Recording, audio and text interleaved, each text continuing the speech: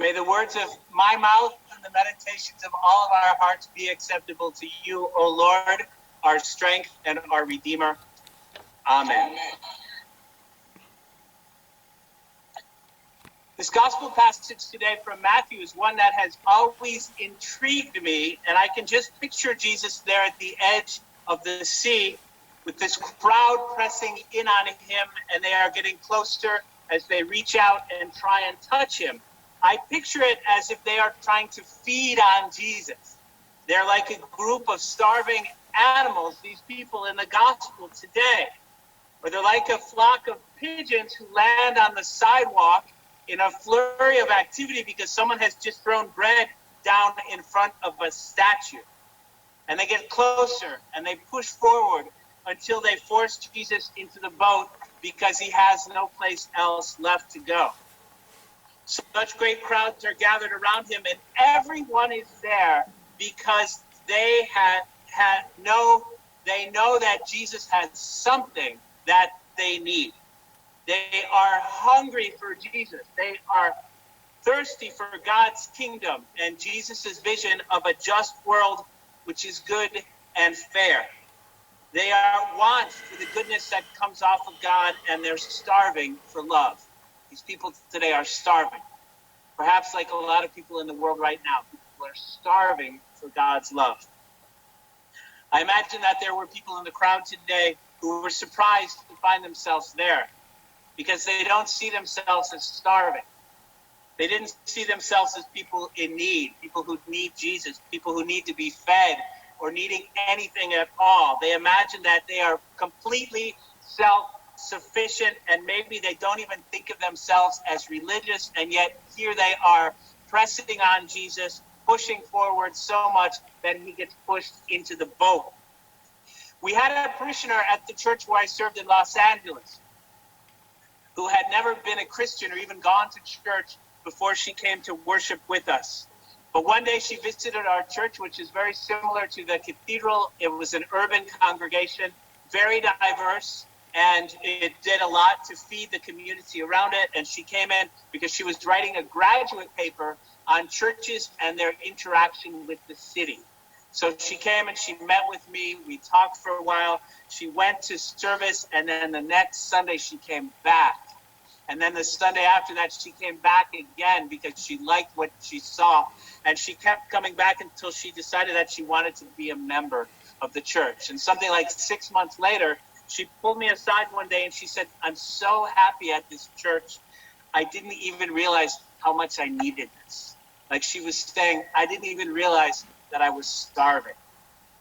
We don't often realize how much we need God. We don't realize that we are starving. And I wonder, on this day, are you aware of your great and profound need for Jesus Christ in your life? Are you aware how much you need what Jesus offers of love and goodness and forgiveness and a moral vision which rises above the current chaos of the world and shows us right and wrong and how to treat other people?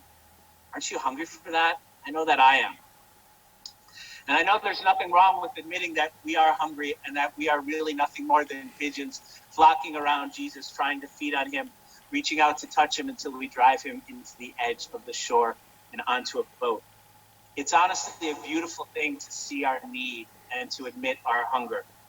And it's the opposite of what we so often picture as being strong, isn't it? That we picture strength as being the person who's independent, who said, I don't need a mask, I'm okay, I'm all set, I'm going it alone, I don't need God, I don't need Jesus. Yet when we look at the people in this gospel today, or if you take a moment and you think about what do the stained glass windows show us of Jesus Christ and the people who worshiped him, they show us people on their knees before the Lord.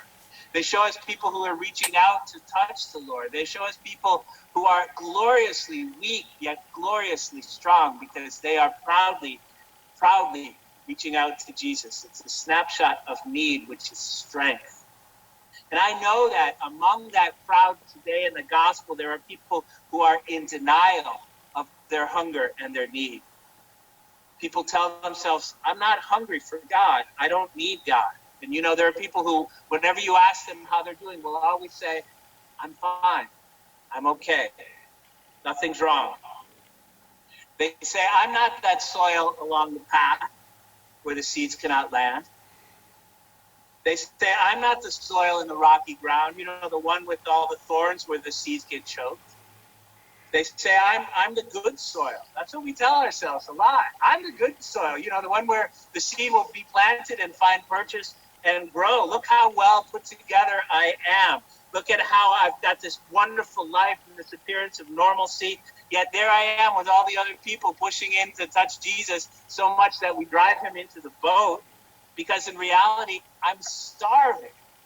I think the reality is when you look at most people, we're starving for what Jesus has. And this parable today from the gospel, I think the way that it's often been taught is to say that you are one of 4 types of people, which correspond to these 4 types of soil. Maybe you're the person along the path where the roots are shallow. Jesus isn't going to take root in you. Maybe you're the person in the rocky ground where you burn with Jesus with a zeal for a little while, and then it burns away. Or maybe you're the person who's got all the thorns in your soil and the cares of the world within you choke out the Lord. Or maybe, if you are blessed, you are the good soil.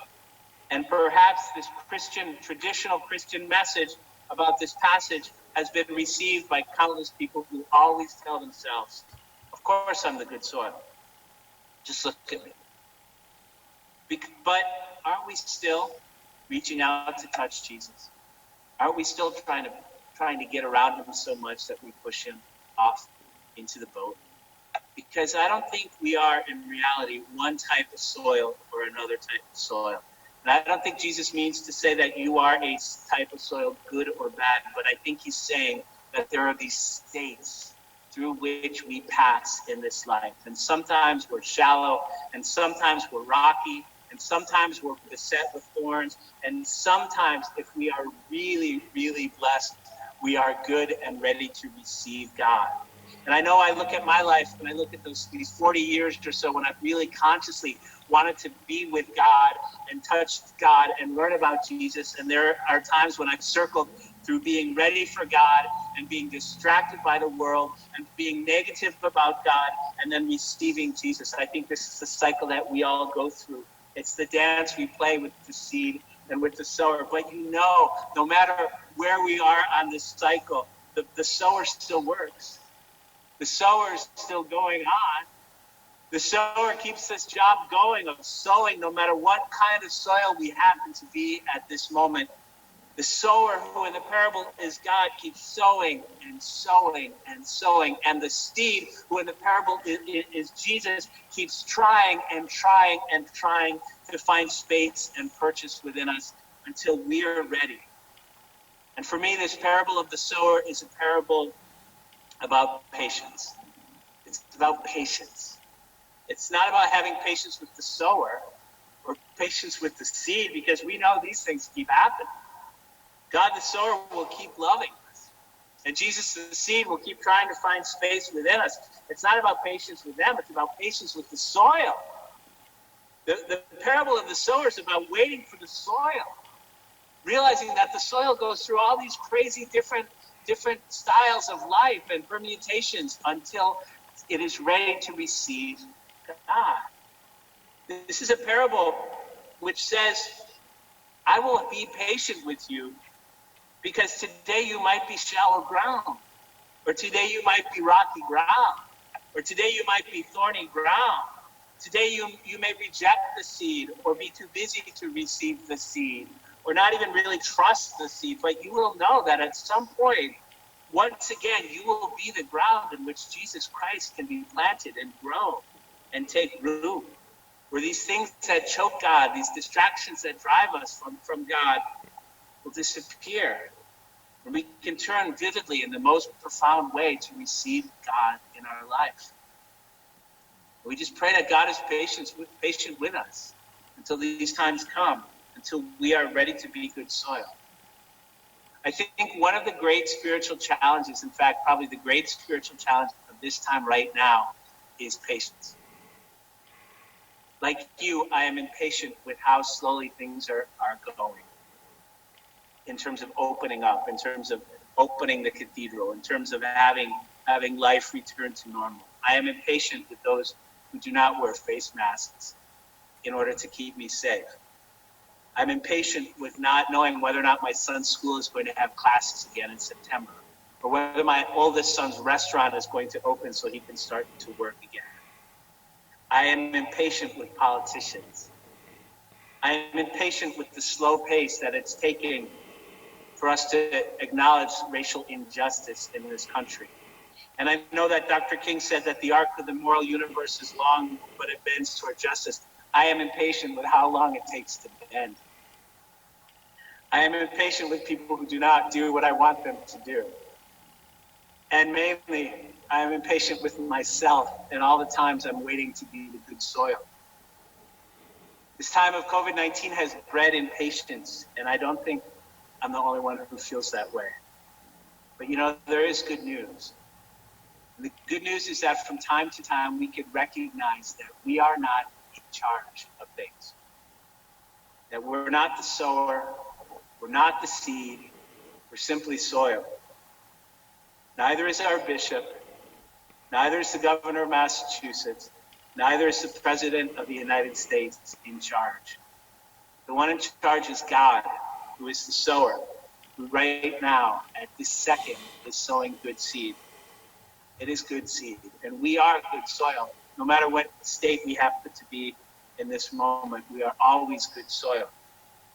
Patience is about turning our lives over to God and giving up our desire to control. Patience is about keeping on, so we just keep on.